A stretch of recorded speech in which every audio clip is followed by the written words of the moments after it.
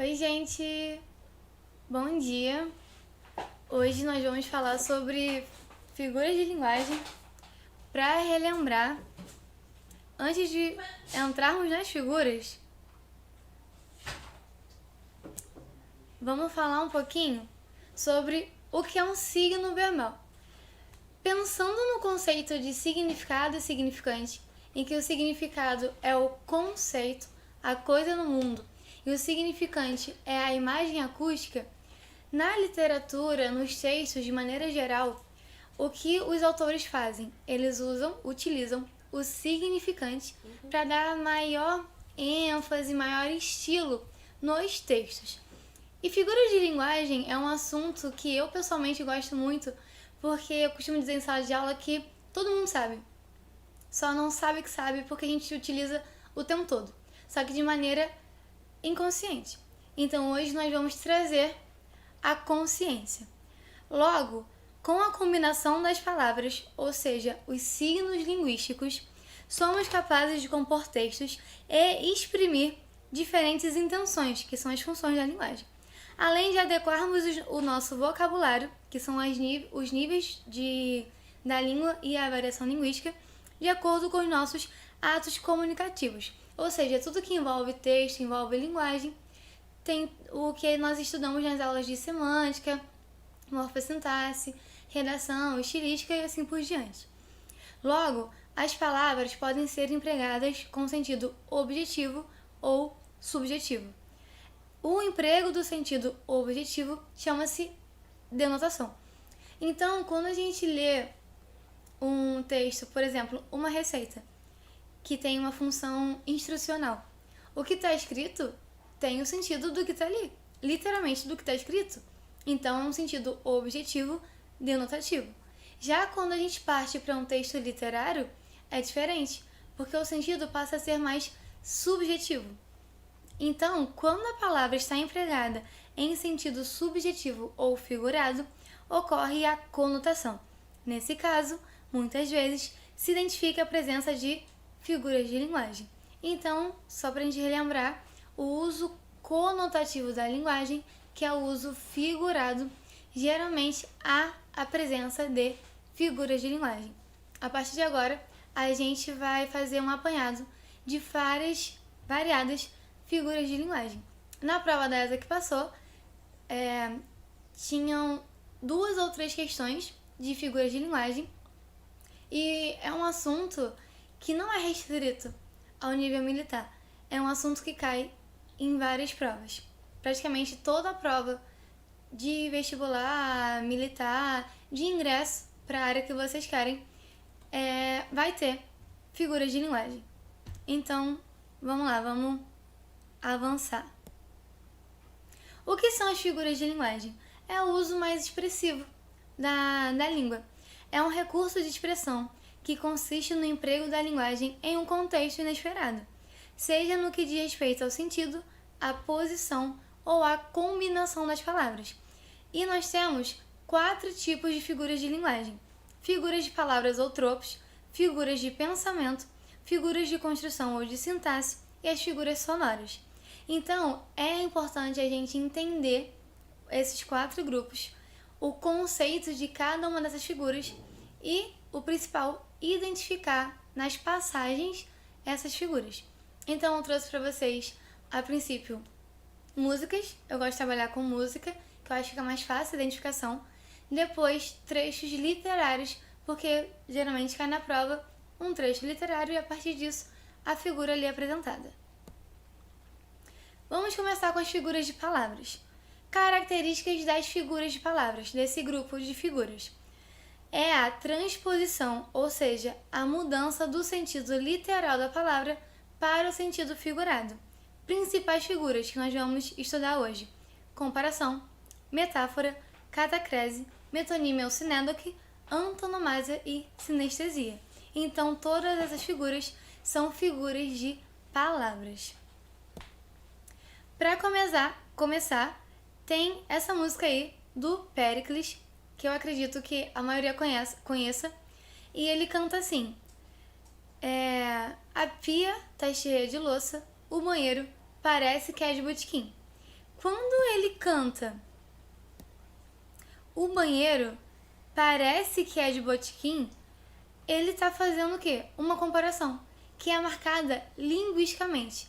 Então, toda vez que houver marcação linguística,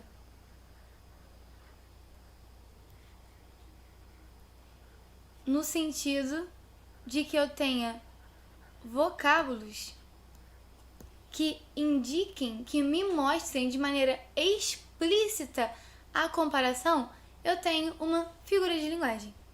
E que figura de linguagem é essa? A comparação. Conceito de comparação é a aproximação de dois termos ligados por meio de um conectivo. Um conectivo, uma expressão linguística que vai fazer o quê? Vai externar, expor de maneira clara e linguisticamente essa relação de semelhança do primeiro termo e do segundo termo. Ou seja, a comparação é sempre explícita.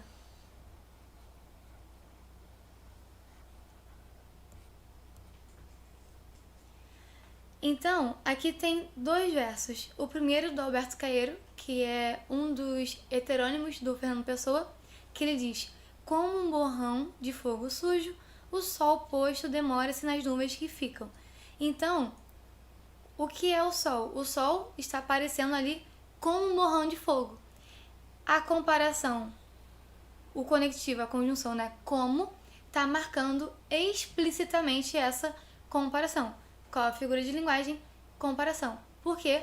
Porque a comparação é explícita. Há um elemento linguístico que marca a comparação. Alguns versos do Vinícius de Moraes, ele diz: de repente, do riso fez-se o pranto, silencioso e branco como a bruma. Mais uma vez, o como aqui marcando a comparação. Então, dois casos na literatura de comparação. Pode tocar na mesa, tá? Ah, valeu. Então, se alguém tiver alguma dúvida, manda aí no chat que eu respondo. Avançando, tem uma outra música, outra figura, que a letra diz: eu posso tentar te esquecer, mas você sempre será a onda que me arrasta e me leva para o teu mar. Aqui, a Marjorie Chiano, que é a intérprete dessa música, ela não diz que a pessoa será como a onda que a arrasta. Não tem o como. Se não tem o como, a gente não pode dizer que há uma comparação explícita. Mas, de fato, há uma comparação aqui. Só que essa comparação é feita de maneira implícita. Logo, se a comparação é implícita, nós temos outra figura de linguagem. Que figura é essa? Metáfora. A metáfora é um termo empregado com significado de outro por haver entre ambos uma relação de semelhança. É uma comparação subentendida, ou seja, não há presença de conectivo, não há presença de elemento gramatical que marque essa comparação.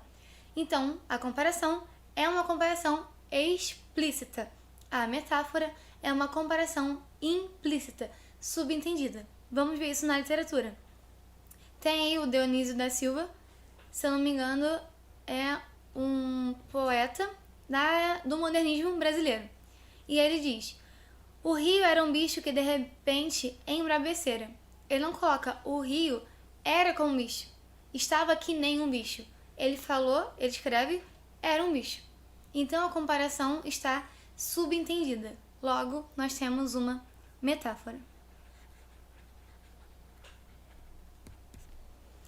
E aqui, versos do Chico Buarque: sua boca é um cadeado e meu corpo é uma fogueira. Mais uma vez, uma afirmação aqui, de maneira implícita. Sempre que houver comparações implícitas, que o elemento comparativo esteja subentendido, nós teremos metáfora, tanto na música quanto na literatura. Até aqui alguma dúvida, gente? Se não tiver, vamos prosseguir. Se tiverem, mandem aí no chat que eu respondo. avançando, mais uma música, mais uma figura. E aí, tá escrito assim: porque no som ao vivo tá rolando a nossa do Bruno Marrone.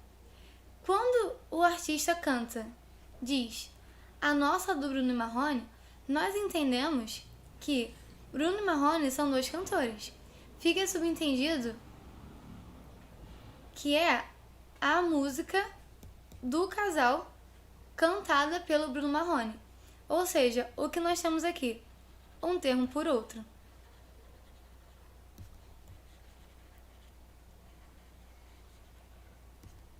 Sempre que houver relação de contiguidade, ou seja, a aproximação de um termo por outro em que eu possa substituir as palavras, haverá metonímia.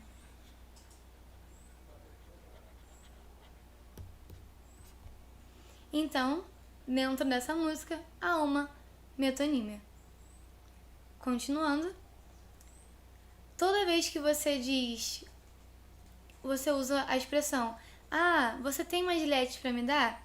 Gillette não é o produto, é a marca pelo produto.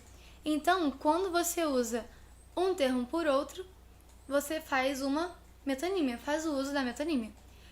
Se alguém diz: nunca tive um teto próprio. Teto está no lugar de casa. Então, é o objeto pela coisa, né?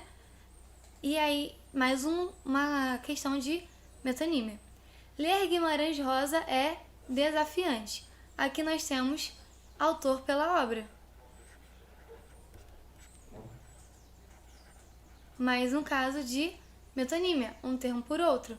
O Cupido acertou-o mais uma vez. Cupido aqui no lugar de amor, tá apaixonado, um termo por outro, tem essa relação lógica aí, que se você fala sobre Cupido, as pessoas entendem que não é bem a transposição do significado,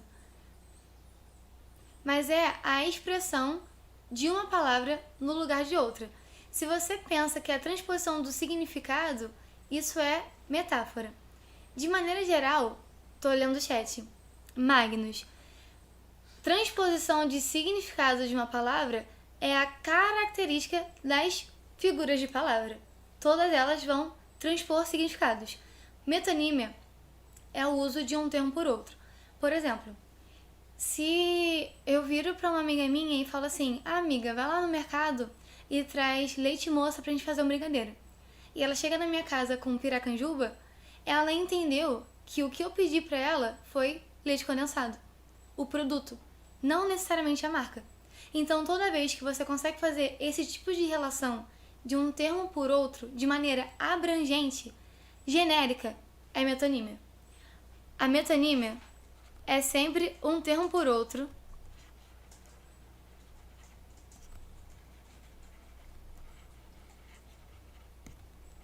mas de modo genérico.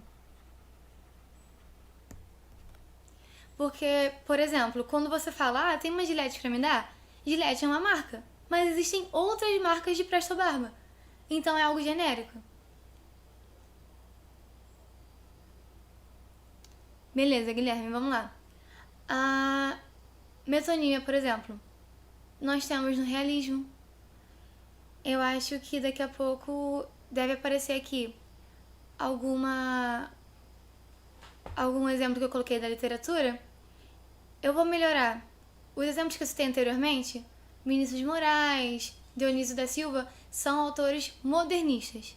Então, os exemplos que eu trouxe de comparação e metáfora foram exemplos do modernismo. Ah, Milena, então só tem metáfora e comparação no modernismo? Não. Também teremos comparação no romantismo, no barroco, metáforas no barroco, no modernismo, no arcadismo, porque a metáfora é uma figura de linguagem muito abrangente. Vocês podem levar em consideração que a metáfora, ela aparece, digamos assim, em quase todas as escolas. E se tiver mais alguma dúvida, gente, manda aí no chat que eu tô lendo e vou respondendo, tá bom? Agora, aqui mais um ponto. Você já tomou 2 copos de água? Você já tomou 2 copos, agora chega. 2 copos é continente pelo conteúdo. Pode ser 2 copos de água, 2 copos de cerveja, 2 copos de vinho, 2 taças de vinho seria, né? Assim por diante. Ou seja, mais uma vez, metonímia, um termo por outro, de maneira genérica. Tenham isso em mente que isso é importante para a próxima figura que nós vamos ver. Metonímia, um termo por outro, de modo genérico. Qual a diferença, então, de metonímia para sinédoque? A sinédoque é um tipo especial de metonímia. Geralmente, vai ser a metonímia do plural pelo particular, pelo singular. O exemplo aí desse pontinho que eu coloquei para vocês aqui. O francês cultiva a arte culinária. O francês está sendo do geral para o particular. Ah, é só um francês que cultiva? Não, os franceses. Mas eu estou usando o singular pelo plural. Então, a sinédoque é o uso do singular pelo plural ou vice-versa. Mas geralmente a sinédoque aparece assim. Outro exemplo de sinédoque. Quando a gente fala assim, ó. O brasileiro e o argentino são rivais no futebol. Ano de Copa. Ou seja, brasileiro e argentino, eu tô dizendo que é um brasileiro e um argentino? Não, eu tô usando singular pelo plural. E esse é um tipo específico, digamos, especial de metonímia. A esse uso especial, específico, damos o nome de sinédoque. Então, não, Hugo, não é silepse, é sinédoque mesmo, tá bom? A gente vai ver mais pra frente a silepse. E aí vocês vão ver que é diferente. Que a silepse é uma questão de construção, é uma questão de sintaxe. Aqui a gente não tem erro gramatical. A silepse é sempre pro lado do erro gramatical, tá bom?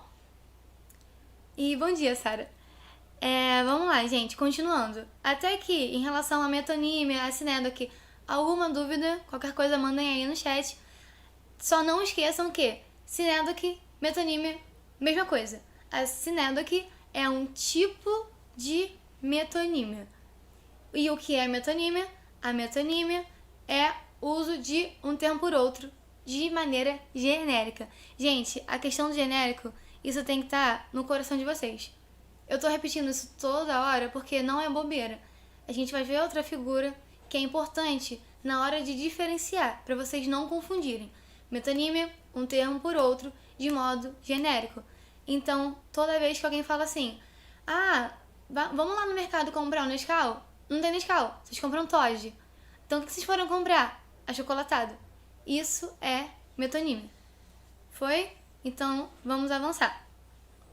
Próxima figura. Aqui tem uma música que diz, moro num país tropical. Por que a metonímia é importante ter em mente que é a questão genérica, para vocês não confundirem com essa figura aqui.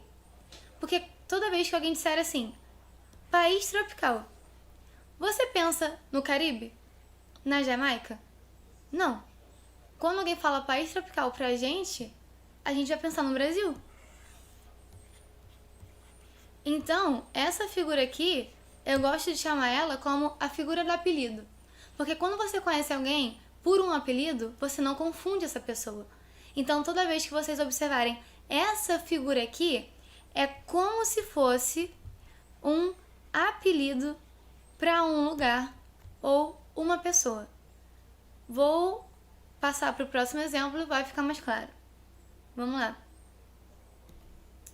Exemplo. O nome dessa figura é antonomásia. Então, vamos lá. O rei da selva possui um rugido poderoso. Quando alguém diz rei da selva, você pensa em que animal? Mandem aí no chat que eu quero saber que animal vocês pensam quando alguém usa a perífrase rei da selva. Vocês pensam em urso? Camelo? Camelo vive no deserto, nada a ver, né? Mas vamos lá. Que animal? Leão. Exatamente. Todo mundo pensa no leão.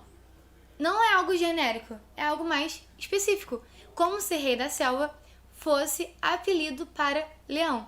Ou seja, rei da selva é antonomásia para leão. E, por se tratar de um animal, ou quando for se tratar de um lugar, na gramática, essa figura tem outro nome. Bizu para redação agora. A perífrase é quando você substitui um termo por uma pequena frase. Perífrase. E daí, para você evitar repetição na sua redação, você pode usar perífrases. Digamos que você estivesse escrevendo um artigo de biologia sobre o leão. E aí, palhaço, macaco nada. E aí, você estivesse escrevendo seu artigo, aí você colocasse assim: o leão possui um rugido poderoso. Ponto vírgula. O rei da selva, quando ruge, alcança até 3 quilômetros de tarantarã. Continua o texto. Percebem que, quando você usa leão e posteriormente rei da selva, você usou outra palavra, uma perífrase, para o mesmo referente? Então, bizu para redação. Perífrase, antonomasia, é um exemplo para vocês utilizarem nos textos de vocês para não precisar repetir algum termo. Outro exemplo. O segundo imperador do Brasil enfrentou muitas guerras internas em seu governo. Mais uma vez, antonomasia, porque a gente não confunde. Na metonímia, é algo genérico, geral. A antonomasia é específica. Quem foi o segundo imperador do Brasil? Dom Pedro II. Ou seja, não confunde, não se confunde. A antonomasia não se confunde. Então, a antonomasia, ela é específica. Por isso que eu repeti várias vezes na figura anterior, na metonímia, que era um termo por outro de modo geral. Porque a antonomasia é como se fosse um apelido, não se confunde. Então, quando a gente escuta assim, cidade maravilhosa, cheio de encantos mil, vocês pensam em que cidade? Tomando o Brasil como referência. Qual é a cidade que vocês pensam aí? Cidade maravilhosa. Rio de Janeiro, perfeito. Então, cidade maravilhosa é antonomasia, o apelido para Rio de Janeiro. Ou seja, não se confunde. Ninguém vai ler Cidade Maravilhosa e pensar Belo Horizonte. Ninguém vai fazer isso. Salvador. Não. A gente vai ler Cidade Maravilhosa e até quem não mora no Rio vai pensar Rio de Janeiro.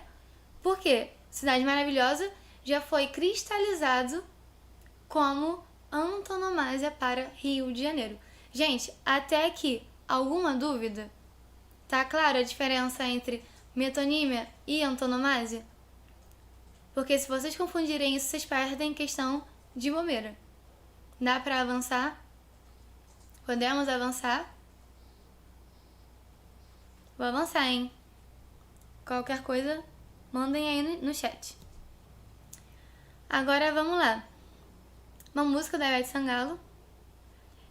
E aí ela canta assim. Céu da boca. Não vou ler tudo não. Céu da boca. Vamos focar no céu da boca.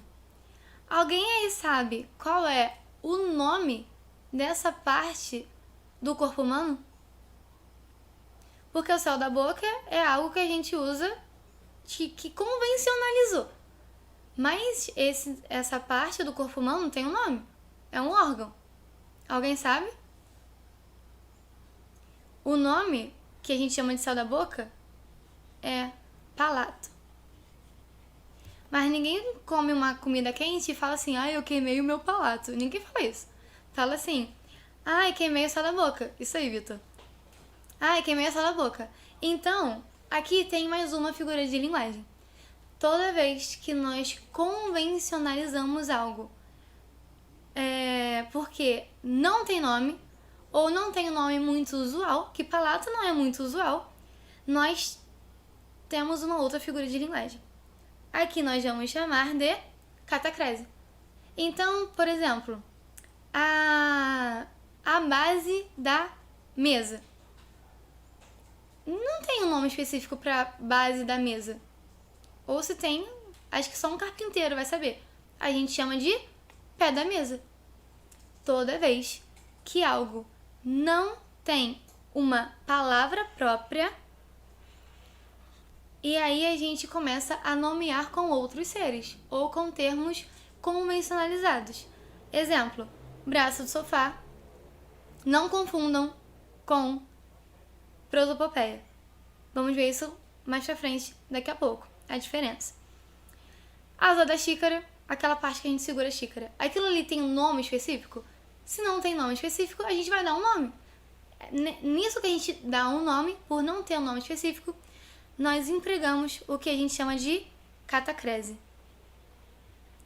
Então, toda vez que algo não tiver nome específico, a gente utiliza a catacrese. Ah, pintei as maçãs do rosto. Acho que só quem estuda anatomia ou educação física sabe qual a parte exata, o nome exato dessa região aqui do rosto, da bochecha, que a gente chama de maçã do rosto. Por quê? Pura convenção. Convencionalizou. Mas provavelmente tem um nome específico. Como a gente não sabe, a gente chama de maçã do rosto. Céu da boca. Batata da perna, no lugar de panturrilha. Tudo isso são exemplos de catacrese. O filhotinho de cachorro roeu os pés da cadeira quando entrou em casa. Qual o nome específico? Ninguém sabe. Então a gente dá um nome. Toda vez que a gente dá um nome para algo que não tenha nome, a gente faz uma catacrese. Gente, até aqui, alguma dúvida? Tá bom, catacrese para a escola literária? Pode aparecer no pré-modernismo, no modernismo, realismo, romantismo. Por quê? Porque são escolas que vão ter mais essa questão da linguagem falada. Então, por utilizarem a questão do coloquialismo, é no coloquialismo que a gente utiliza a catacrese. Foi, gente? Calma, se eu não me engano, a próxima figura é a catacrese. Vou falar da diferença agora. Precoce. Não, a próxima figura não é prosopopeia, então vou falar agora. Vamos lá. Vou trocar aqui braço do sofá por braço da cadeira. Pensem aí na cadeira que vocês estudam no curso, na escola. Sim, Magnus, personificação é como se fosse fábula, porque a gente atribui características humanas aos animais. A gente vai chegar lá. Mas vamos lá. Sentou-se no braço da cadeira para descansar. Pensem aí na carteira que vocês sentam no curso, na escola. Aquele espaço onde a gente apoia o caderno, aquilo ali não tem nome específico. Então, quando a gente fala braço da cadeira, catacrese. Mas, uma coisa é, sentei no braço da cadeira. Outra coisa é, a cadeira pulou. Tem como uma cadeira pular? Me digam aí. Pensem na frase, a cadeira pulou. Ou a cadeira se mexeu. Pensem nessas frases. Não tem como uma cadeira se mexer, né? Sozinha. A não ser que seja algo sobrenatural. Então, se eu digo... tomara que não. A cadeira pulou, eu estou atribuindo à cadeira características humanas. Algo que só nós, como seres humanos, como seres vivos, animalizados, podemos fazer. E aí entra a diferença de catacrese para metonímia. Nessas frases que eu escrevi aqui... Ih, gente, nada a ver com o que eu falei, metonímia, né? Cancela. Cancela isso aqui também, que eu tô escrevendo errado.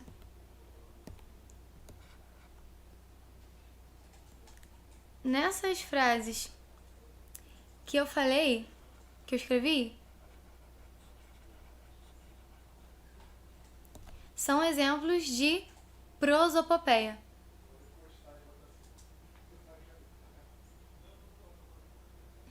Enfim, a cadeira pulou, a cadeira se mexeu. Aqui há prosopopeia. Aqui há personificação. Porque eu estou personificando a cadeira. Eu estou animalizando a cadeira. Não necessariamente, Vitor. quando a gente chegar lá na prosopopeia, eu vou falar mais sobre isso.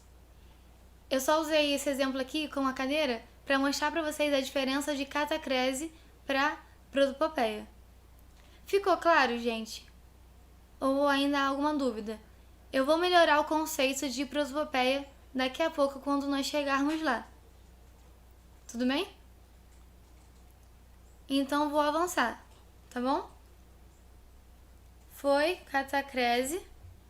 Agora aqui, essa música. Era uma vez um lugarzinho no meio do nada, com sabor de chocolate e cheiro de terra molhada. Um lugarzinho no meio do nada. Aqui tem uma figura de linguagem que a gente vai falar depois. Mas um lugarzinho é algo que eu vejo com os olhos. Sabor de chocolate não tem como algo que eu vejo eu saber que tem sabor. Se sabor é algo que eu sinto com a boca.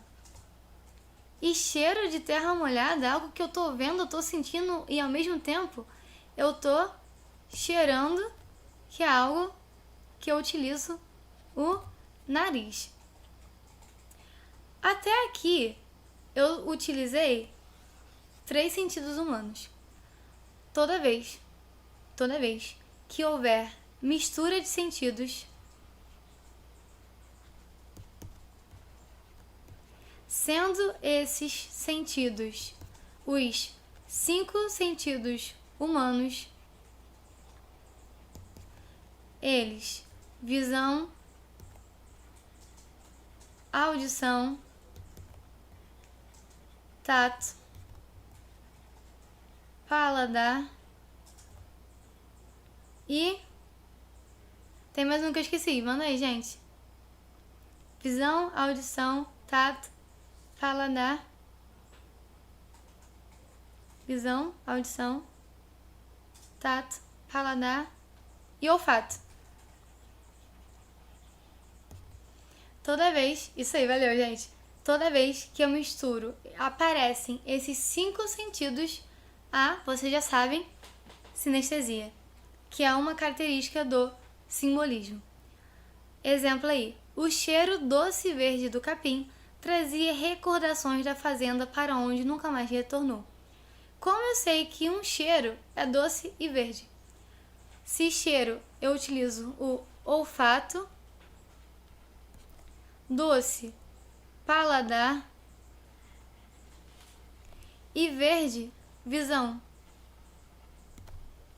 Ou seja, mais uma vez, mistura de sentidos, sinestesia. Isso aí, simbolismo. Característica do simbolismo. Mas não é próprio somente, puramente o simbolismo que usa, tá? Tenham isso em mente. É uma característica do simbolismo, mas pode aparecer em outras escolas, tá bom? Um doce abraço indicava que o pai desculpara o filho. Doce, sinto com o paladar. Abraço, tato. E um doce vento que se erguera punha nas folhas alagadas e lustrosas um frêmito alegre e doce. Ou seja, doce vento, paladar e tato. Frêmito doce, mais uma vez tato, paladar. Essa de Queiroz, autor do realismo português. Então perceberam que vocês não podem meio que anular as outras escolas achando que uma figura de linguagem é própria só de uma, por ela ser característica de alguma escola? Tudo bem até aqui, gente? Mas isso ajuda, de fato, ajuda. Quando a gente vê que uma figura de linguagem ela é característica de alguma escola, te ajuda, já te indica. Aqui, ó, exemplo, Cruz e Souza, simbolismo, BR.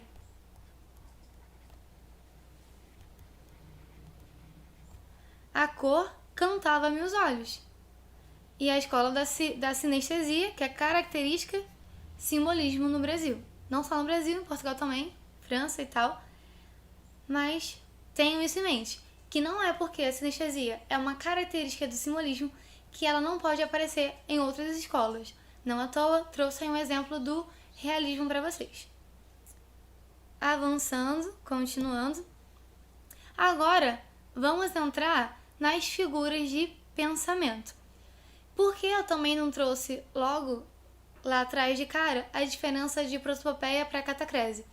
Prosopopeia não é uma figura de palavra. Tá bom?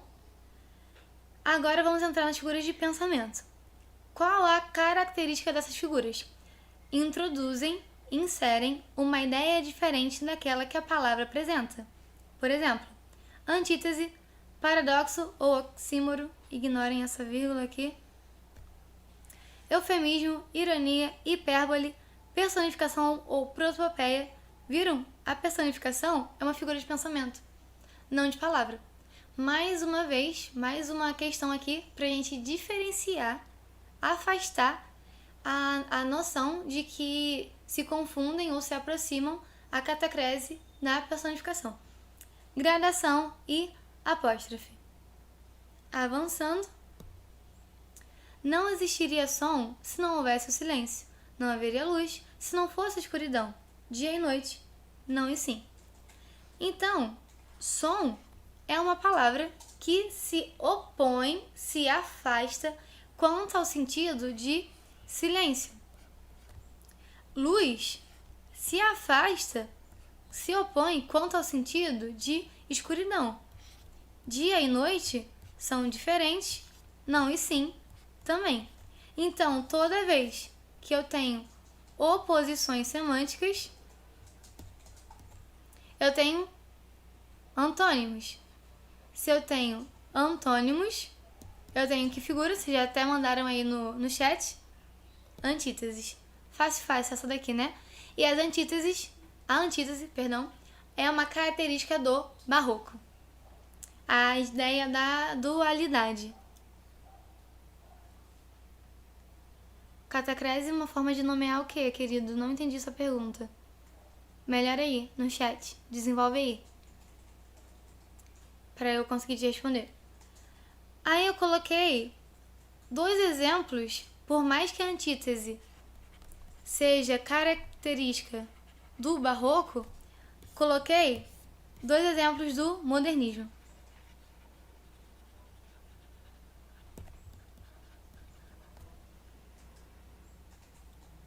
Isso, a antítese é característica do barroco, mas também pode aparecer em outras escolas. Sim, catacrese, a gente vai nomear as coisas, isso aí. Aquelas coisas que não têm um nome próprio, um nome específico, ou então os nomes convencionalizados. Isso, exatamente. Isso aí, Magnus. A ideia é essa. Tu sabe que teu nome é latim, né?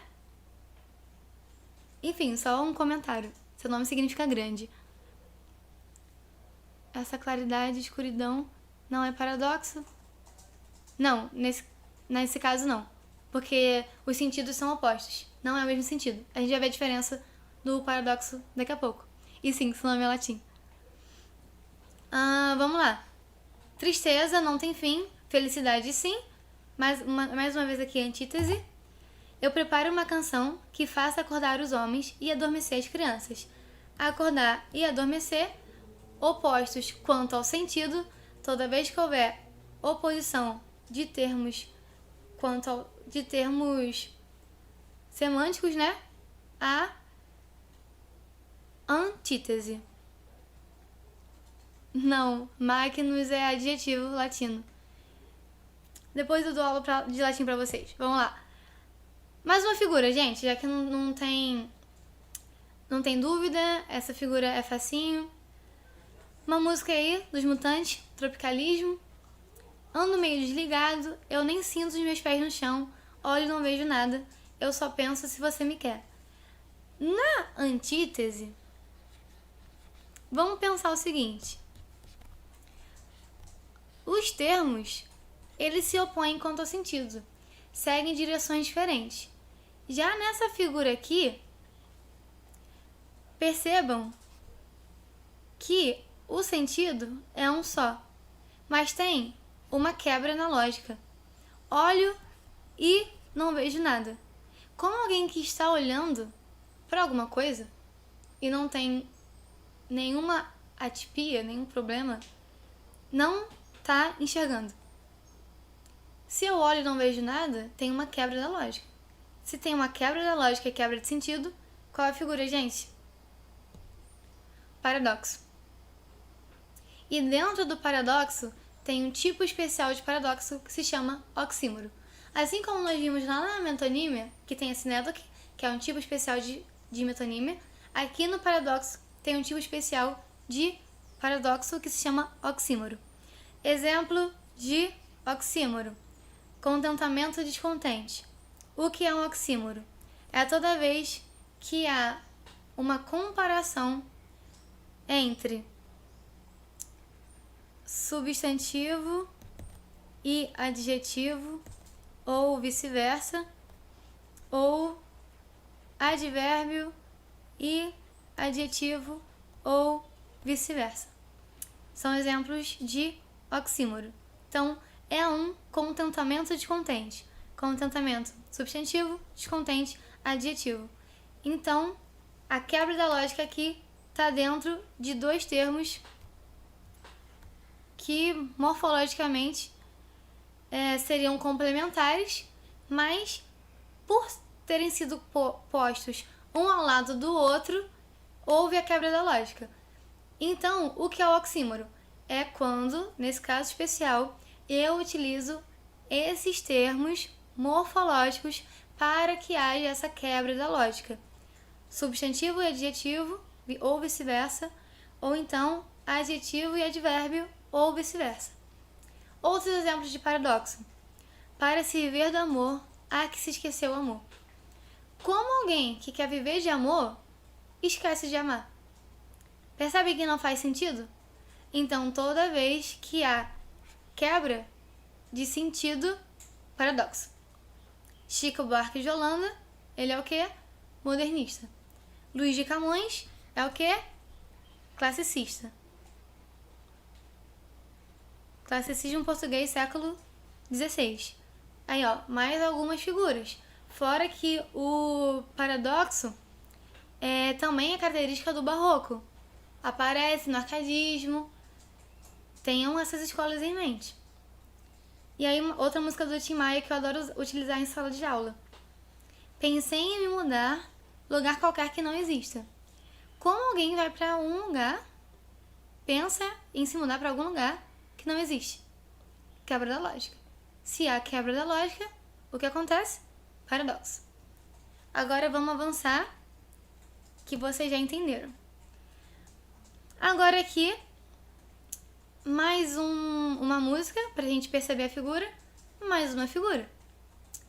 Faz cena proibida, filme com censura, gosta de fazer o tatá-tum-tum. Quando isso aqui aparece na música, ele tá disfarçando alguma coisa que a pessoa faz. E, amigo, isso daí já não cabe a mim não, hein? Pergunta pro professor Adonis. Porque a questão do paradoxo é um pensamento magro, hermético, enfim, outras coisas. Enfim, continuando aqui na literatura. Então, aparece muito na literatura. Quando ele faz cena proibida, ele não tá falando com clareza o que ela tá fazendo. Tem algo aqui subentendido, mas ele tá suavizando. Filme com censura, tá aqui subentendido já o que ela faz também. E ele não fala com clareza o que ela tá fazendo, ele tá utilizando aqui uma suavização. Toda vez que nós utilizamos suavização, isso aí, eufemismo. Então, se alguém fala assim, o prisioneiro faltou com a verdade, a pessoa diz, faltou com a verdade para não chamar de mentiroso. Então, é um eufemismo para mentiu. Aqui tem um exemplo de eufemismo num poema do Manuel Bandeira, que é modernista. Vai cair modernismo nas FESEX, hein? Fiquem atentos, hein? Centenário do modernismo, hein? Fiquem atentos que vai cair com certeza. Quando a indesejada da gente chegar, não sei se dura ou coroável, talvez eu tenha medo. Talvez eu sorria ou diga, alô iniludível. Então, quando ele fala indesejada da gente, não é a pessoa mais querida. Ele tá usando um eufemismo para chamar a pessoa de o quê? Insuportável. Que ninguém gosta, ninguém atura. O preterido. Então é um eufemismo pra ser, aquele inconveniente, aquela pessoa desagradável, tá chegando. Quando ela vier, talvez eu disfarce, talvez eu sorria, talvez eu disfarce. É isso aqui que ele tá falando. Até que alguma dúvida? Eufemismo foi. Então, avançando. Acho que eu passei demais. Vamos lá. Mais uma música. Sim, ele utiliza uma onomatopeia também como forma de suavizar. Tem vários funks, inclusive, que tem onomatopeia e utilizam a onomatopeia de maneira eufêmica. Perceberam a ideia? Onomatopeias de maneira eufêmicas. Eu não vou dar exemplos aqui porque são 12:10, tá muito cedo. Mas, enfim, depois a gente fala sobre isso. Por você eu dançaria tango no teto, iria a pé do Rio a Salvador, viajaria a prazo pro inferno. Então, quando a pessoa diz que vai dançar tango no teto, não é algo possível. Ou que vai a pé do Rio para Salvador para agradar a pessoa. Aqui, essa declaração de amor, um exagero. Logo, se o eufemismo, se o eufemismo é a suavização, agora o exagero é a hipérbole. Isso aí. Vocês estão voando, hein? Ele possuía um mar de sonhos. Já estou esperando você há séculos. Já lhe falei isso 1 milhão de vezes. Então, aí, vários exemplos de hipérbole. Aqui, mais uma vez, exemplo do tropicalismo, que vem depois do modernismo. Querer gritar 700 mil vezes como são lindos os burgueses. Aqui tem hipérbole. E aqui tem a figura que caiu na ESA. Ironia. Vamos lá, gente. Agora, a figura que nós acabamos de ver que caiu na ESA. Acredito que todos conhecem essa música aí, né? Da Nayara Azevedo, R$50. Quando ela diz, bonito, que cena mais linda. Então aqui o seu futebol de toda quarta-feira, é óbvio que ela não tá achando bonito o que ela tá vendo. Logo, quando você diz algo, diz uma coisa, com a intenção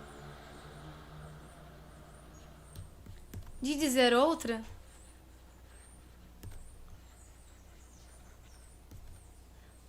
você tá usando que figura de palavra? Ironia. Isso aí. A ironia é toda vez que você fala uma coisa com a intenção de dizer outra por trás. Fica alguma coisa ali subentendida. Exemplo. Cada vez que você interrompe alguém, sem pedir licença, percebo como é bem educado. Então, quando a pessoa diz que alguém que está interrompendo o outro toda hora, sem pedir licença, não é uma pessoa bem educada. Tá falando uma coisa com a intenção de dizer o contrário. Figura, ironia. A ironia aparece muito no modernismo, principalmente primeira fase. Aqui, modernismo, mais de Portugal. Nunca conheci quem tivesse levado porrada. Todos os meus conhecidos têm sido campeões em tudo. Estou farto de semideuses. Onde é que é a gente no mundo? Então, o que ele está falando aqui? Que as pessoas que ele conhece dizem que só se estão bem. Então ele fala, eu não conheço ninguém que não se deu mal na vida. Todos os meus conhecidos são campeões. Tá sendo irônico. Que nem a gente sabe que ninguém só se dá bem na vida. Então, Mais uma vez, não há semideuses, ironia. Toda vez que a gente diz uma coisa, querendo dizer outra, ironia. Vamos lá, galera. Avançando. Se essas paredes não falassem, se o travesseiro não contasse, se a cama não lembrasse, se o espelho não mostrasse. Parede fala? Travesseiro fala? Cama te lembra de alguma coisa? O espelho te mostra alguma coisa? Quem é que pode te lembrar, te falar, conversar contigo? Parede, travesseiro, cama, espelho são seres inanimados.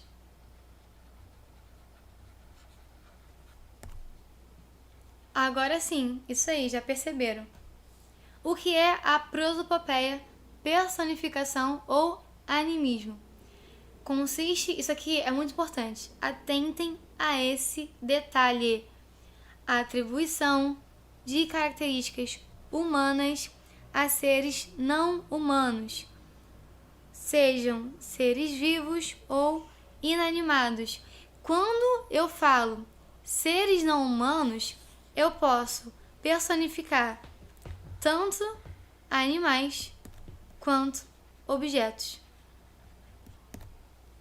Até aqui tudo bem, gente? Manda aí, Vitor. Enquanto você manda, eu vou lendo os exemplos aqui.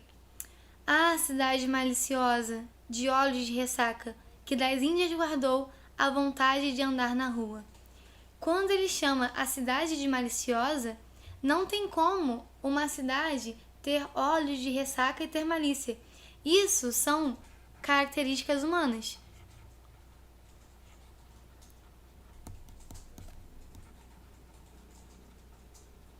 Toda vez que eu atribuo características humanas a algo inanimado, eu tenho prosopopeia. Ferreira Goulart, autor do concretismo. E sim, de fato, aquele exemplo do a cadeira pulou é prosopopeia. Isso aí.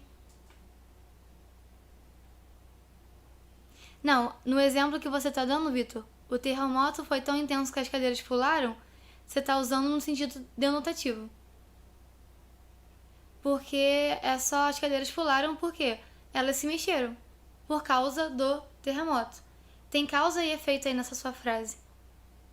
Percebe? Tem um contexto. Se fosse essa frase aí, o terremoto foi tão intenso que as cadeiras pularam, tem um contexto. E aí o sentido tá denotativo. Percebem isso?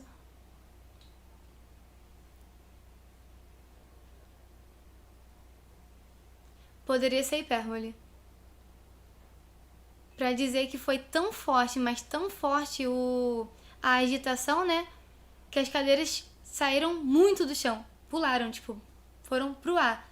E aí seria até uma questão interessante, se fosse o caso, explicar o porquê não tem prosopopeia aí. E sim hipérbole. Poderia ser hipérbole. Muito bom, muito bom. Mas até aqui, gente, ficou claro que a prosopopeia, a personificação, é quando eu atribuo características humanas a seres inanimados ou irracionais? Pensando nos animais? Porque se numa frase eu tenho assim, por exemplo, conversei horas com meu gato, com meu cachorro, com meu papagaio, sei lá. Deixa eu escrever certo. O gato é um ser irracional. Literalmente, ele não conversa. Então, se você diz que você está conversando com o seu animal, você está atribuindo a ele características humanas. Toda vez que você atribui características humanas, você está colocando o quê? Promovendo o quê? A prosopopeia. Mais um uma música aí pra gente analisar isso. Aprendi o segredo da vida, vendo as pedras que choram sozinhas no mesmo lugar. Pedras que choram sozinhas. Pedra é um ser o quê? Inanimado. Não chora. Quem chora? Seres animados, seres vivos. Ou seja, prosopopeia. Até aqui, alguma dúvida? Foi, galera? Mandem aí no chat pra eu saber que tá de boa. Que ficou claro. Vocês entenderam a diferença de prosopopeia para catacrese, para hipérbole naquele contexto. Então, beleza. Vamos avançar. Mais um.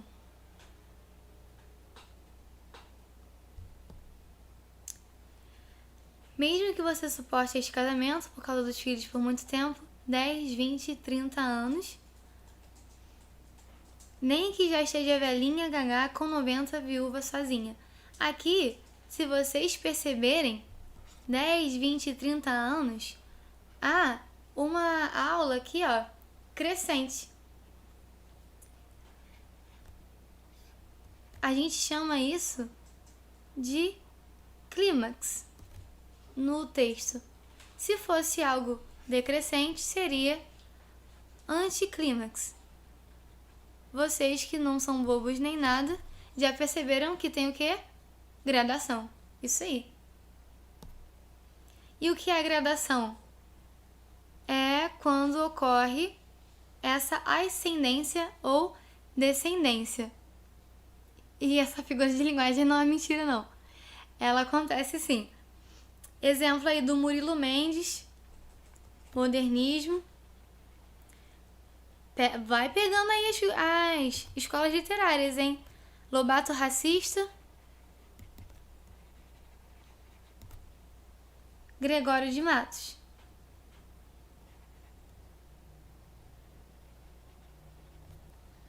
Então vamos lá.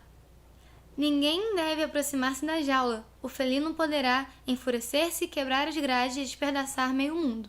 Então há aí, ó, uma tendência, um quadro crescente, quase narrativo.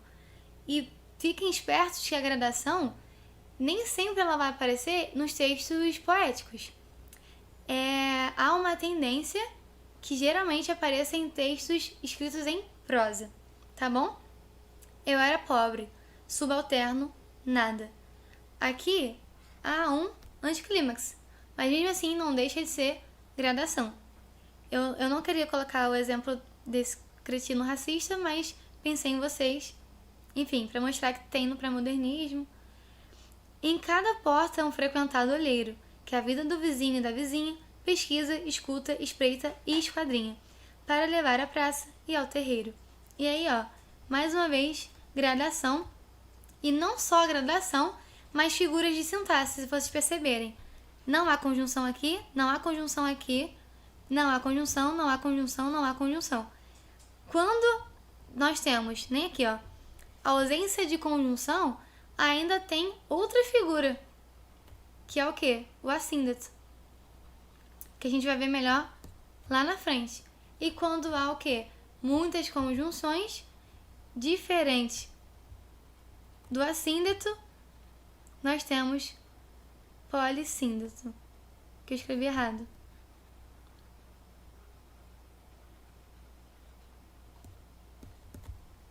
Foi, gente? Então, continuando.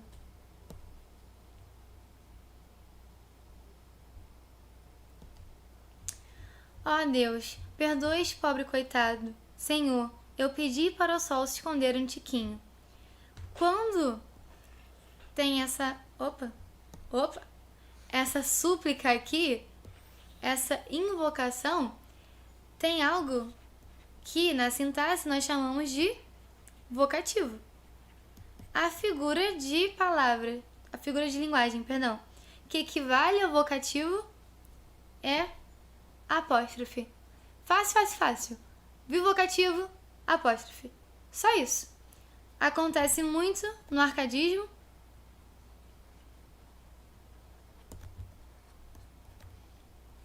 E no romantismo.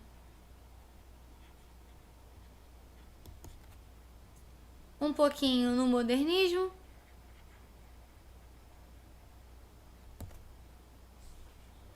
e, às vezes, no parnasianismo.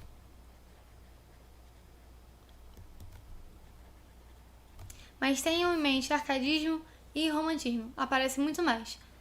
Tudo bem até aqui, gente? Essa aqui, muito simples. Apóstrofe é a figura que equivale ao vocativo. Simples assim. Simples, simples, simples, simples, simples. Só isso. Agora, figuras de sintaxe. Nossa aula tá quase acabando, hein? O que é figura de sintaxe? Quando há uma mudança na estrutura da oração. Lembrando que oração é aquela frase em que há verbo. Tem verbo, tem oração. Posteriormente, é um período.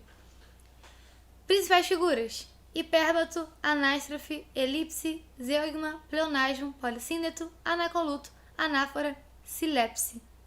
Esqueci do assíndeto.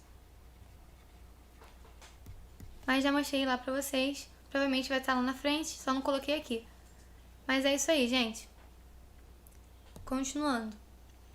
Ouviram do Ipiranga as margens plácidas de um povo heróico, o brado retumbante e o sol da liberdade em raios rúgidos brilhou no céu da pátria nesse instante. O nosso hino nacional, vocês devem saber disso, ele é todo invertido sintaticamente.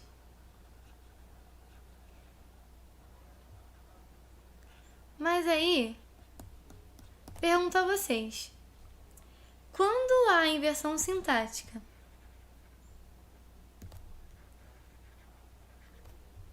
ela pode aparecer de duas formas: de maneira leve ou brusca.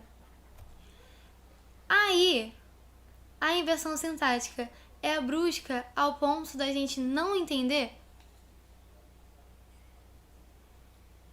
Me digam. Ou se só tá praticamente invertido sujeito e predicado. Porque a gente sabe que a ordem natural do português é SVO. Sujeito, verbo, complemento.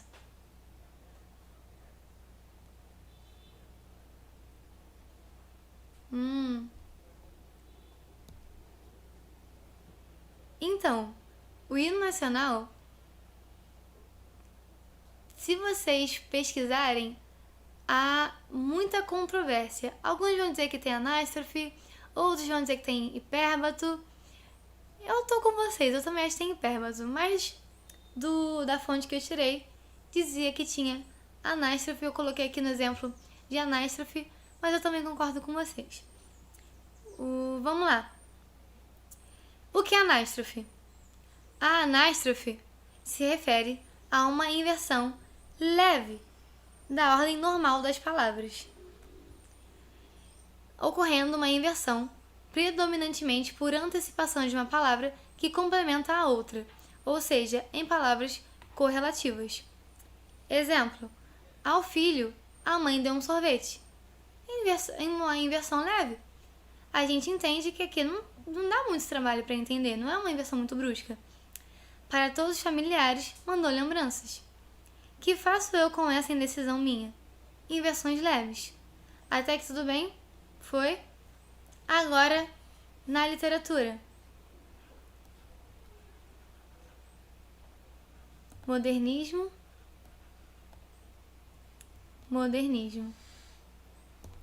Sendo que a anástrofe e o hipérbato, principalmente o hipérbato, não é característica própria do modernismo.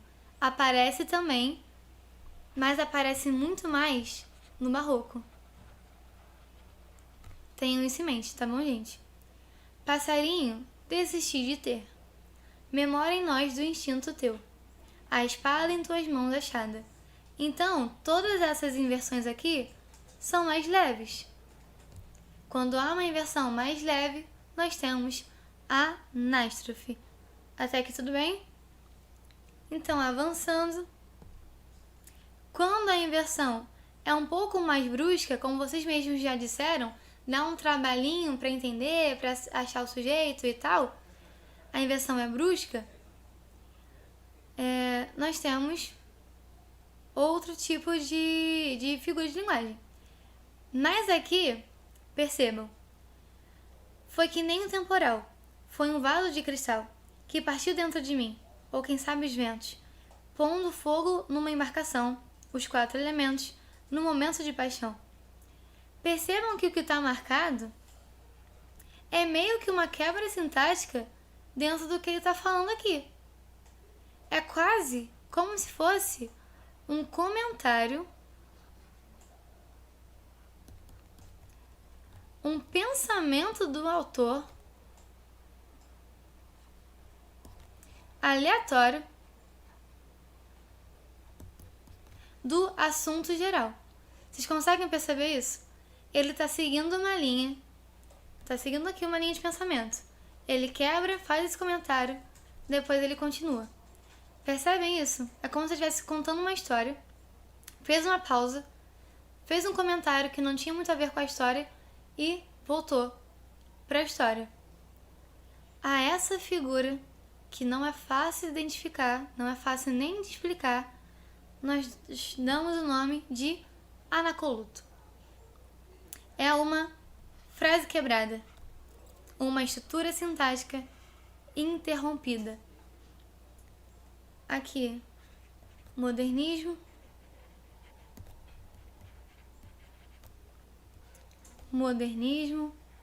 aparece muito no modernismo, tá? Aqui, romantismo. A velha hipocrisia, recordo-me dela com vergonha. Então parece que ele está falando da hipocrisia e aí ele foi e fez um comentário em cima daquilo. Analisem, pensem no anacoluto como se fosse uma... Nossa, que comentário machista, hein? O Vitor vai ser expulso do canal. Lembra disso, tá, Matheus? Expulsar o Vitor. Aí... O anacoluto é como se fosse um comentário dentro da estrutura sintática. Quando eu estou dando aula, em sala, eu uso essa analogia. Sabe quando você está contando uma história, no meio da história, você lembra de alguma coisa, para a sua história, comenta sobre isso que não tem nada a ver com a sua história, e você volta para a história? Isso é o anacoluto. Uma linha sintática que tem uma quebra e depois volta para ela. Geralmente vai aparecer como se fosse um comentário. Eu, porque sou mole, você fica abusando.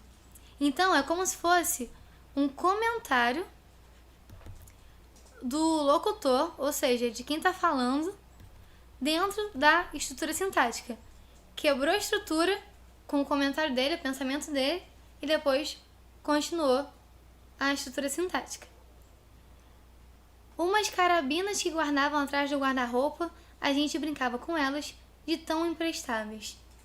E aí, a gente brincava com elas, mais uma vez, uma quebra sintática, como se fosse um comentário. Conseguem perceber isso, gente? Se vocês olharem para o anacoluto com esse cuidado de perceber que é um comentário dentro da estrutura sintática, eu acho que fica mais fácil de reconhecer, porque o anacoluto de fato não é uma figura fácil. As figuras de linguagem, de maneira geral, são fáceis, mas o anacoluto não é fácil de reconhecer, não. Mas quando tu entende de sintaxe, tu pega rapidinho. Então estuda em sintaxe. Vamos lá. Tem dias que eu acordo pensando em você, e em fração de segundo vejo o mundo desabar. E é aí que a ficha cai, que eu não vou te ver. Qual é o sujeito de vejo? Tá aparecendo? Me digam aí no chat. Tá aparecendo? Porque eu acordo, o sujeito está explícito. O vou te ver, o sujeito está explícito. E no vejo? O sujeito está explícito? Me digam aí.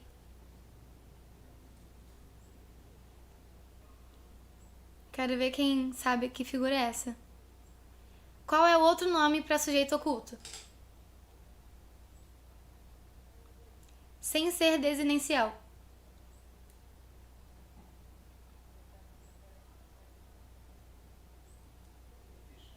Vocês sabem? Vocês lembram? Outro. Troca, Juan. Troca. Que a gente reconhece pela desinência. Mas qual é? O nome do sujeito é o nome da figura. Exatamente. Elipse. Sujeito elíptico. Isso aí, Caio. Então, o que é elipse? É quando há um ocultamento que não vai aparecer em momento nenhum. A elipse é um termo que está oculto, ele vai ficar oculto para sempre, não aparece, mas a gente entende pelo contexto. Exemplo, Machado de Assis. Na sala, apenas 4 ou 5 convidados. O que está faltando aí? Que a vírgula está até marcando a elipse. Vamos lá, quero ver se vocês estão bons em sintaxe. Me digam aí no chat o que está faltando nesse período. Nessa frase. Exatamente, Guilherme. O verbo. O verbo aparece, não aparece e nem vai aparecer. Porque ele não aparece e não vai aparecer, nós temos elipse.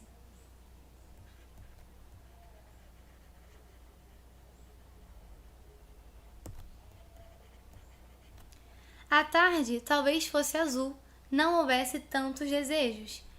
E aqui? O que está faltando para marcar essa condição? Que está elíptico, não aparece e não vai aparecer. O que vocês acham que está faltando? A elipse não é característica de nenhuma escola, mas eu estou colocando aí para vocês escolas que podem aparecer, como no realismo, no modernismo. Pode ser, ou talvez, um ser, uma conjunção.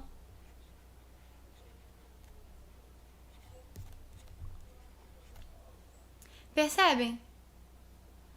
Vou falar dessa diferença agora, Gabriel. Ah, Elisa Regina. Quando olhaste bem nos olhos meus, mais uma vez aqui, ó, faltando o pronome aí, que tá oculto, elíptico e não vai aparecer. Agora, qual é a diferença então de elipse para zeugma, se são tão parecidas? Falei para vocês que na elipse o termo fica oculto e não aparece em momento nenhum. Agora reparem nessa música do Thiago York. O coração dispara, tropeça, quase para. Quem é que tropeça e quase para? Me digam aí.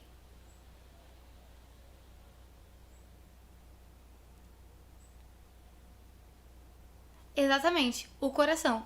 O coração apareceu aqui, mas depois ele foi repetido aqui.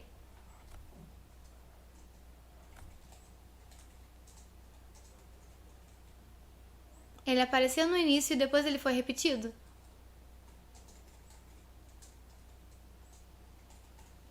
Mesmo a gente sabendo qual é o referente. Exatamente. Então, qual é a diferença de elipse para zeugma? Na elipse, o termo ele é oculto e não aparece em momento nenhum. Não vai aparecer em nenhum momento da frase. Na zeugma, ele aparece no início e depois ele não é repetido.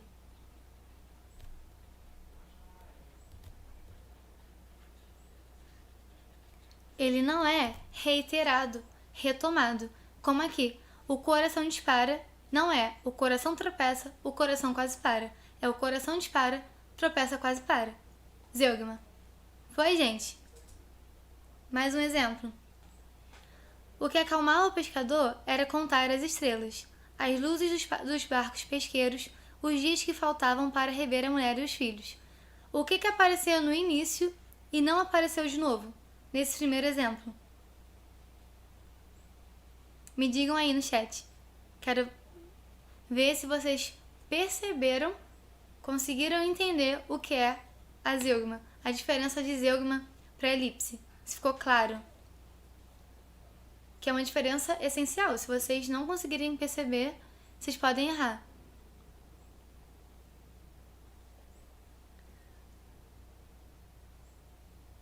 É só o contar, Juan?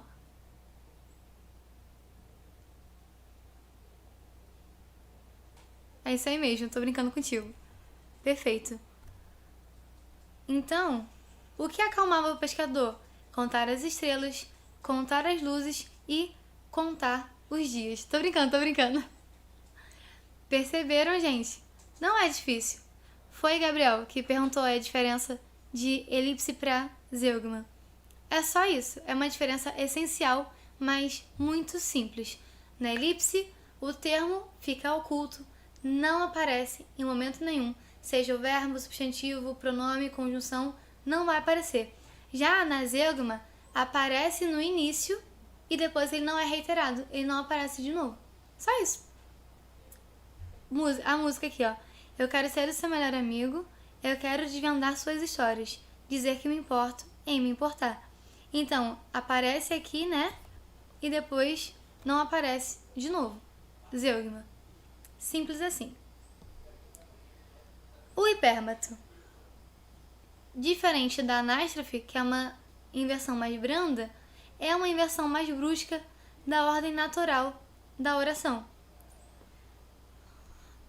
Tem bastante no parnasianismo. Bastante mesmo, gente. Tipo, muito. Um pouquinho no classicismo.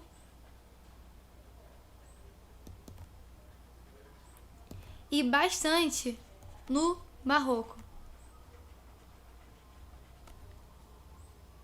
Então tem lá: bendito que na terra o fogo fez e o teto.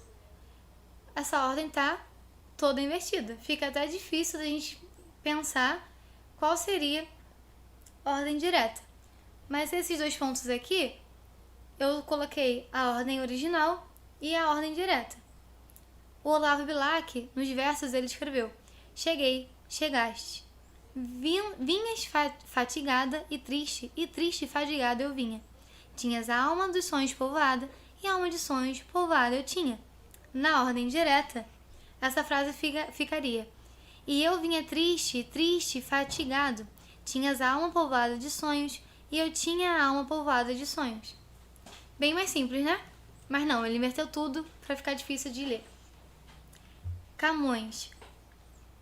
Não te esqueças daquele amor ardente que já nos olhos meus tão puro vistes.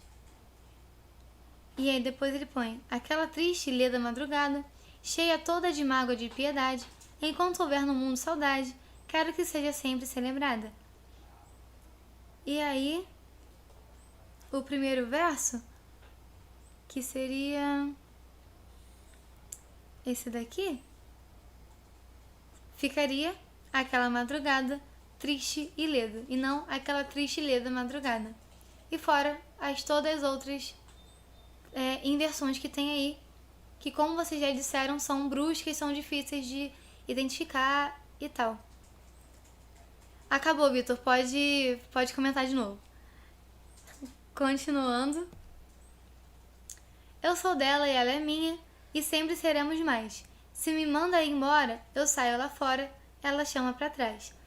A ideia de eu saio lá fora é uma redundância. Porque quando você sai... Ih, gente, vai ser expulso de novo, hein? Eu que mando aqui. Eu sou a rainha. Não, ditadora não, rainha. Até me perdi, olha só. Quando há uma redundância, há o quê? A repetição de ideias. Esse pessoal brinca muito, cara. Negócio sério aqui, pessoal brincando. Então, quando tem uma repetição de ideias, tipo, sair pra fora, subir pra cima, gritar alto, o que nós temos? O que nós temos? Fala aí, Vitor. Fala aí, tua chance de redenção. Repetição de ideias. Escreve aí. É o quê? vamos aguardar. Se ele errar, vai ser julgado e condenado. Exatamente. Alcançou redenção, hein? Alcançou redenção. Quero chorar o teu choro e sorrir teu sorriso. Ou seja, repetição de ideias. Toda vez que houver repetição de ideias, nós temos pleonasmo, redundância.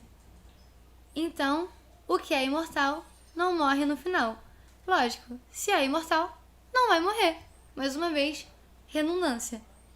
E aqui, a ele resta-lhe a boa oportunidade de provar sua inocência. Aquela questão do expletivo na sintaxe, né, que é chata pra caraca. Mais uma vez aqui, ó. Pleonasmo. Então, toda vez que tem repetição, reforço, é isso aí, que a gente chama na sintaxe de pleonasmo vicioso. Do expletivo e tal. Justamente a redundância. Nas figuras de linguagem, na estilística, a gente chama apenas de pleonasmo. Continuando aqui, galera. Chega de tremer, chorar, sofrer, sorrir, se dar e se perder e se achar e tudo aquilo e achar que tudo aquilo é viver. Aqui nós não temos nenhuma conjunção. E aqui nós temos várias. Aula de morfologia agora. O a é prefixo grego para ausência. Quando nós não temos nenhuma conjunção,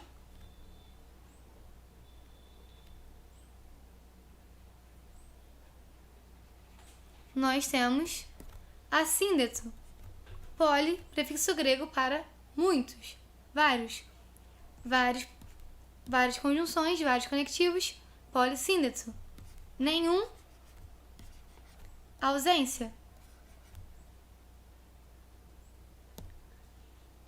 Assíndeto, supressão dos conectivos. Nenhum conectivo, assíndeto. Nenhum conectivo, assíndeto. Nenhum conectivo, assíndeto. Agora, repetição de conectivo, como já falamos, polissíndeto. Repetição. Manuel Bandeira, modernismo.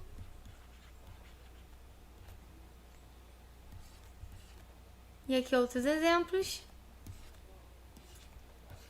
que não precisa necessariamente ser o E, pode ser outros, ou, como, seja. Toda vez que tem muitas conjunções, muitos conectivos, a repetição deles, o exagero deles, polissíndeto. Avançando, essa daqui, quando eu estou em sala de aula, eu sempre peço para algum aluno declamar ou cantar, mas geralmente eu gosto que declamem como se fosse uma grande poesia. Reparem nessa música, que acredito que todos conhecem.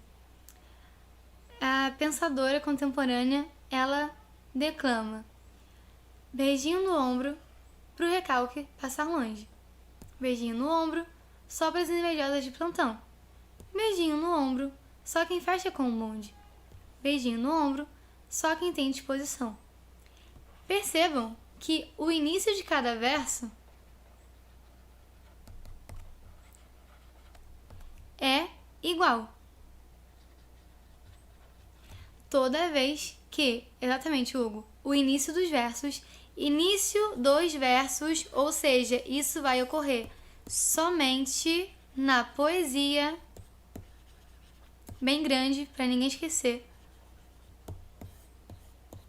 Toda vez que no início dos versos nós tivermos a mesma estrutura, seja palavra ou frase, nós teremos anáfora. E aí nunca mais esqueçam dessa música, que ela é o melhor exemplo que existe. Exemplo aqui, ó, modernismo. Não só no modernismo, mas isso aqui acontece muito nas cantigas, tá, galera? todas elas, de amigo, de amor, escárnio e maldizer. Então, não esqueçam que a anáfora pode acontecer também nas cantigas. Aqui está aparecendo orações e períodos, mas isso aqui quase não ocorre na prosa. Sério mesmo, quase não ocorre na prosa. Acontece muito mais nos versos. A anáfora, então, é bem recorrente no modernismo, nas cantigas e no romantismo. Tenham essas escolas aí em mente. Ah, Milena, só nisso? Não. Não. Pode aparecer em outras escolas, mas é mais provável, mais fácil da gente reconhecer e perceber nessas escolas, beleza? Exemplo: era uma estrela tão alta, era uma estrela tão fria, era uma estrela sozinha, luzindo no fim do dia. Então, como na música da Valesca Popozuda, o mesmo início nas frases. Acorda, Maria, é dia de matar formiga, de matar cascavel, de matar estrangeiro, de matar irmão, de matar impulso, de se matar. Então percebam aí. E gente, esqueci que é Setembro Amarelo, hein? Não podia esse exemplo aqui não. Mas enfim, Setembro Amarelo. A vida de vocês importa. Se começa da mesma forma no início de cada verso, nós temos anáfora. Continuando. Agora sim, o que vocês disseram lá no início, a questão da silepse. A gente não sabemos escolher presidente. A gente não sabemos tomar conta da gente. A gente não sabemos nem escovar os dentes. Tem gringo pensando que nós é indigente. Então, aqui, você pode perceber que além da anáfora, tem o quê? Erro gramatical. Qual é a figura que consiste no erro gramatical? Toda vez que tiver erro gramatical, nós temos, aí sim, silepse. E pode acontecer com número, gênero e pessoa. Professora, então preciso me preocupar em identificar se é erro de gênero, número ou pessoa? Não necessariamente. Você precisa se preocupar em entender o que é silepse. E se ali há esse erro, esse desvio da norma padrão. O que na literatura, na música, a gente costuma chamar de licença poética. Porque muitas vezes a gente sabe que tem um erro ali, um erro de concordância e tal, e aí o pessoal chama de licença poética. Na estilística a gente chama de silepse, na gramática. Então, exemplo de silepse de número aí. O casal de patos nada disse, mas espanadaram, ruflaram e voaram embora. Então, casal, por mais que tenha a ideia de plural, é uma palavra singular. Não era para estar espanadaram, ruflaram e voaram. Ela era para estar de outra maneira, né? Silepse de número. Enfim, lá em São Paulo, todos éramos felizes graças ao seu trabalho. Silepse de pessoa, não tá concordando. Sobre a triste Ouro Preto, o ouro dos astros chove. Aqui, a triste Ouro Preto, que é uma cidade.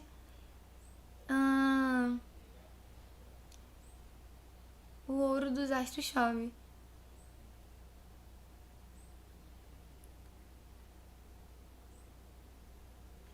Tem um errinho aí. Olavo Bilac, Parnasiano, Guimarães Rosa, Moderno, Rubem Braga,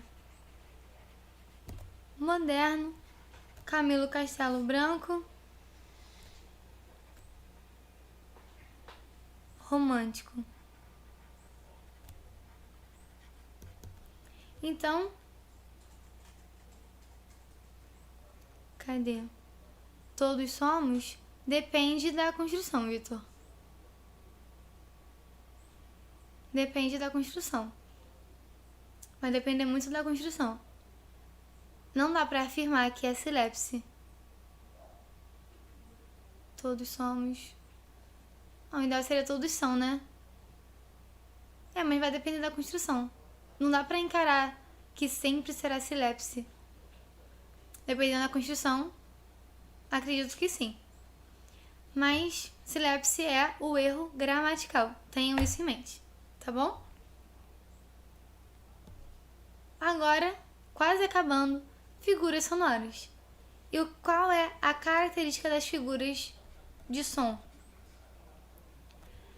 Geração de efeitos sonoros. Então, são só 4. Agora a gente está fechando, acabando a aula. Aliteração, assonância, onomatopeia e paronomásia. Avião sem asa, fogueira sem brasa, futebol sem bola, piu-piu sem frajola. Percebam que asa, brasa, bola e frajola são palavras que, dentro da música,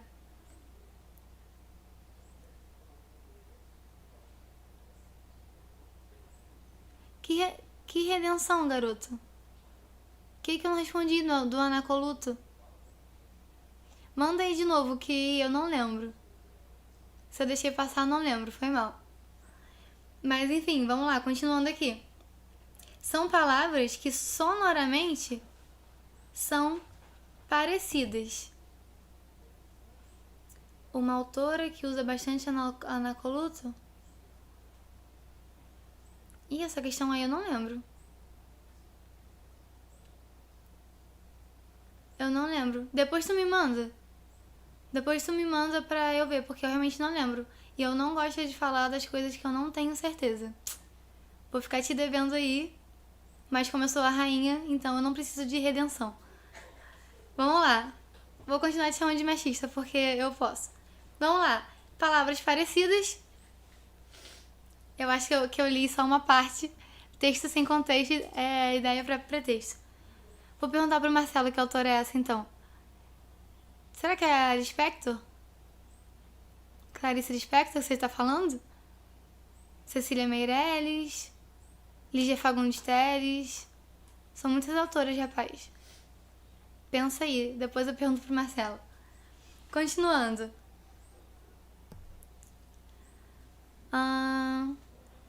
Exportar é o que importa. Ah, Lispector, pode ser. Dentro do fluxo de pensamento, ela pode ser ela mesma que use muito o Anacoluto. Paronomásia. Uso de parônimos. Parônimos tenham em mente como palavras parecidas.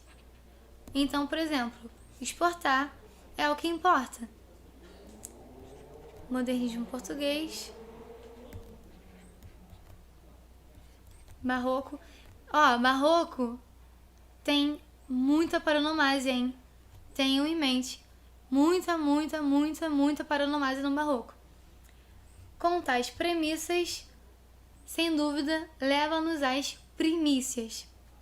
Sagres sagrou, então a descoberta, e partiu encoberto a descobrir.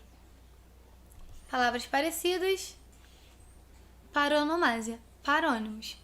Foi, gente? É bem facinho isso aqui. Percebeu? Palavras parecidas para construir rima e tal, sonoridade. Parônimos. Agora, Roberto Carlos, toda vez que a gente utilizar palavras para procurar exprimir sons, representar sons, nós temos que figura, que vocês já até falaram aí, lá naquela questão do tatá tum tum. Lembram?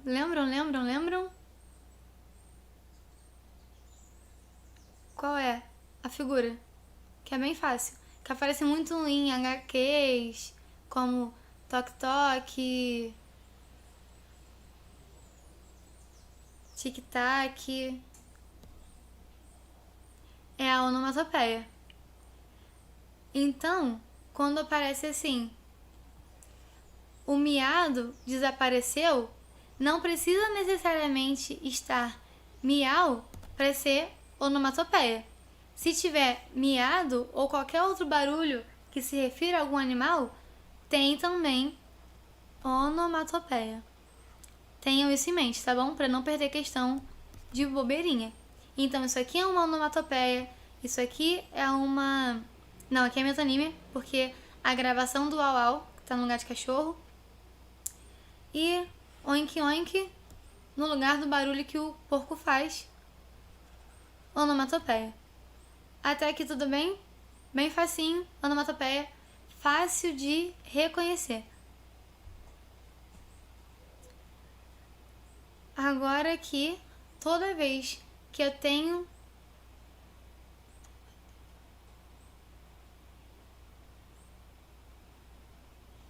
porta bateu, aí eu tenho aliteração, Gabriel.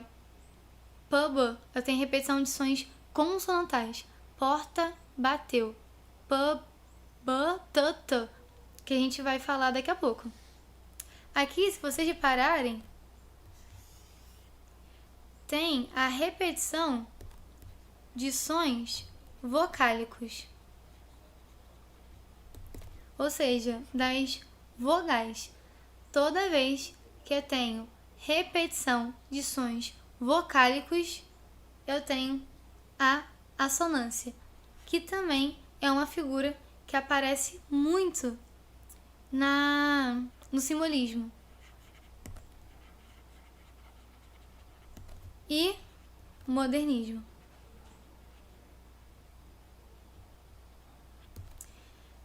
Pra ficar... Eu sempre falo isso. Eu tive uma aluna da ESA que ela usou um bizu para lembrar a diferença de assonância para aliteração.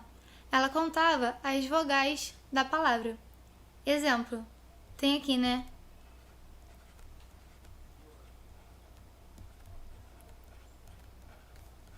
Ela fazia o seguinte: 1, 2, 3, 4, 5. Tem 5 vogais na palavra assonância. No nosso alfabeto, nós temos 5 vogais. Logo, a repetição de sons vocálicos é a assonância. Aí eu sempre faço isso que ela fazia para tentar ajudar o pessoal. Agora, exemplo aqui da música do Chico Buarque, a repetição do uso aí do R é uma repetição de um som consonantal. Se eu tenho repetição de som consonantal, eu tenho a diferença da aliteração, que também aparece muito no modernismo e simbolismo. Então, o exemplo que você deu aí, Gabriel, seria de aliteração, por conta da repetição do p, b, t, do p, do b e do t. E aí aqui tem a repetição do f, v, que fica o vento varria as folhas, o vento varria os frutos, o vento varria as flores, que é para justamente dar a ideia do vento soprando, né? Do v, f. E só para mostrar o que essa minha aluna fazia com a palavra aliteração, ela também contava as vogais. São 6 vogais na palavra aliteração, sendo que no nosso alfabeto nós temos mais consoantes do que vogais. Se na palavra aliteração tem mais vogais, são 6 e não 5, logo é a repetição de sons consonantais. E aí eu sempre falo sobre isso porque pode ser que ajude. Mais um exemplo aqui de aliteração. E acabou, gente. É isso. Figuras de linguagem bem fácil, bem tranquilo. Estudem, reestudem, tentem analisar possíveis figuras nas músicas que vocês ouvem, nos textos que vocês leem. E vou ficando por aqui. Agradeço. Até a próxima.